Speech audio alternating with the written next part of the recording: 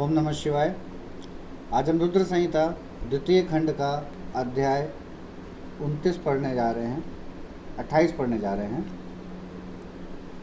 दक्ष यज्ञ का समाचार पा सती का शिव से वहां चलने के लिए अनुरोध। दक्ष के शिव द्रोह को जानकर भगवान शिव की आज्ञा से देवी सती का पिता के यज्ञ मंडप की ओर शिव गणों के साथ प्रस्थान। ब्रह्मा जी कहते हैं, नारद, जब देवर्षि गण बड़े उत्साह और हर्ष के साथ दक्ष के यज्ञ में जा रहे थे, उसी समय दक्ष कन्या देवी सती गंधमादन पर्वत पर चांदोवे से युक्त धारागृह में सखियों से घिरी हुई भांति भांति की उत्तम क्रीड़ाएं कर रही थीं। प्रसन्नतापूर्वक क्रीड़ा में लगी हुई देवी सती ने उस समय रोहिणी के साथ दक्ष यज्ञ में जाते हुए चंद्रमा को देखा। देखकर वे अपनी हितकारिणी प्राण प्यारी श्रेष्ठ सखी विजया से बोली, मेरी सखियों में श्रेष्ठ प्राण प्रिय विजय, जल्दी जाकर पूछ तो आ, ये चंद्रदेव रोहिणी के साथ कहाँ जा रहे हैं। सती के इस प्रकार आज्ञा देने पर विजया तुरंत उनके पास गई और उनसे यथोचित शिष्टाचार के साथ पूछा, चंद्रदेव आप कहाँ जा रहे हैं। विजया का यह प्रश्न सुनकर चंद्रदेव ने अपनी यात्रा का उद्देश्य आदरपूर्वक बताया।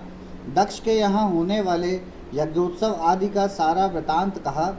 वह सब सुनकर विजया बड़ी उतावली के साथ देवी के पास आई और चंद्रमा ने जो कुछ कहा था वह सब उनसे कह सुनाया। उसे सुनकर कालिका सती देवी को बड़ा विस्मय हुआ। अपने यहाँ सूचना न मिलने का क्या कारण है, यह बहुत सोचने विचारने पर भी उनकी समझ में नहीं आया। तब उन्होंने पार्षदों से घिरे अपने स्वामी भगवान शिव के पास आकर भगवान शंकर से पूछा। सती बोली, प्रभु, मैंने सुना है कि मेरे पिताजी के यहाँ कोई बहुत बड़ा यज्ञ हो रहा है, उसमें बहुत बड़ा उत्सव होगा, उसमें सब देवर्षि एकत्र हो रहे हैं। देव देवेश्वर पिताजी के उस महान यज्ञ में चलने की रुचि आपको क्यों नहीं हो रही है। इस विषय में जो बात हो वह सब बताइए। महादेव सुहृदों का यह धर्म है कि सुहृदों के साथ मिले जुलें। यह मिलन उनके महान प्रेम को बढ़ाने वाला होता है। अतः प्रभु मेरे स्वामी, आप मेरी प्रार्थना मानकर सर्वथा प्रयत्न करके मेरे साथ पिताजी की यज्ञशाला में आज ही चलिए। सती की यह बात सुनकर भगवान महेश्वर देव, जिनका हृदय दक्ष के वाग्यवाणों से घायल हो चुका था, मधुर वाणी में बोले, देवी, तुम्हारे पिता दक्ष मेरे विशेष द्रोही हो गए हैं। जो प्रमुख देवता और ऋषि अभिमानी, मूढ़ और ज्ञानशून्य हैं, वे ही सब तुम्हारे पिता के यज्ञ में गए हैं। जो लोग बिना बुलाए दूसरों के घर जाते हैं, वे वहाँ अनादर पाते हैं, जो मृत्यु से भी बढ़कर कष्टदायक है। अतः प्रिय, तुमको और मुझको तो विशेष रूप से दक्ष के यज्ञ में नहीं जाना चाहिए। यह मैंने सच्ची बात कही है। महात्मा महेश्वर के ऐसा कहने पर सती रोषपूर्वक बोली, शंभो, आप सबके ईश्वर हैं। जिनके जाने से यज्ञ सफल होता है, उन्हीं आपको मेरे दुष्ट पिता ने इस समय आमंत्रित नहीं किया है। प्रभु, उस दुरात्मा का अभिप्राय क्या है, वह सब मैं जानना चाहती हूँ।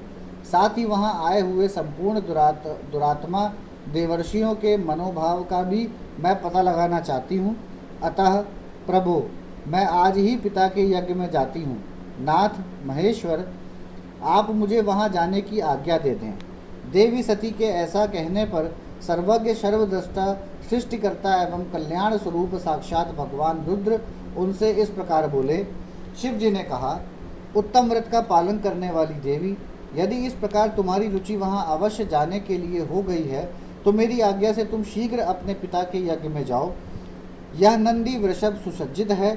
तुम एक महारानी के अनुरूप राजोपचार साथ ले सादर इस पर सवार हो बहुसंख्यक प्रथम गणों के साथ यात्रा करो। प्रिय, इस विभूषित वृषभ पर आरूढ़ हो। रुद्र के इस प्रकार आदेश देने पर सुंदर आभूषणों से अलंकृत सती देवी सब साधनों से युक्त हो पिता के घर की ओर चली। परमात्मा शिव ने उन्हें सुंदर वस्त्र, आभूषण तथा परम उज्ज्वल छत्र, चामर आदि महाराज योजित उपचार दिए।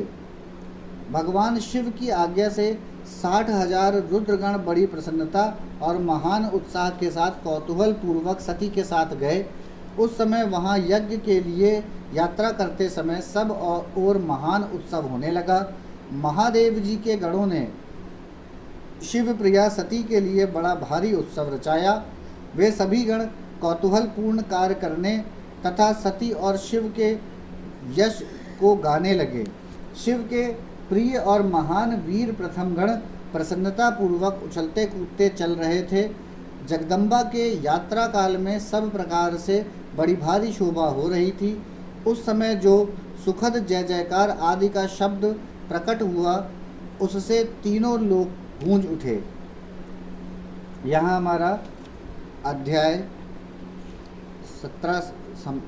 18 समाप्त होता है। ओम नमः शिवाय।